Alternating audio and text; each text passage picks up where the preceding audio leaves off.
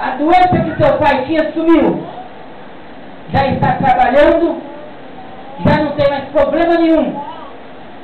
E para a glória de Deus, você vai se tornar um pastor da igreja de Adventista. Queridos, Deus respondeu a carta de Damião. Eu não sei quais são as cartas que o diabo tem jogado para você na sua vida, mas eu convido você nesta manhã a entregar essas cartas na mão de Deus.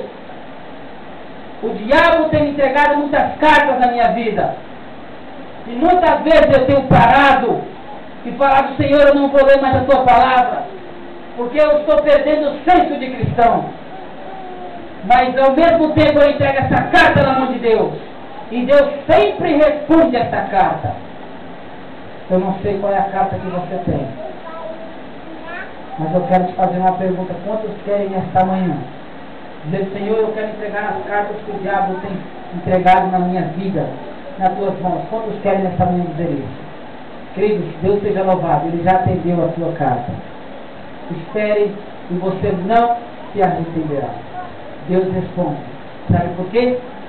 Leia no versículo 21 que você vai ver a resposta de Deus para a tua carta. Então o Senhor enviou um anjo que destruiu todos os homens valentes, os chefes, os príncipes no arraial do rei da Síria, e este, com o rosto coberto de vergonha, voltou para a sua terra. Tendo ele entrado na casa de seus Deus, os seus próprios filhos ali o mataram na espada. Eu pergunto a você: quem destruiu o exército de Senaqueribe? Foi o rei Ezequias? Foi Deus. Quando você não pode, Deus age. Por isso, queridos, entregue os seus problemas na mão de Deus, e Deus vai enviar um anjo para destruir os seus problemas. Que Deus abençoe esta igreja.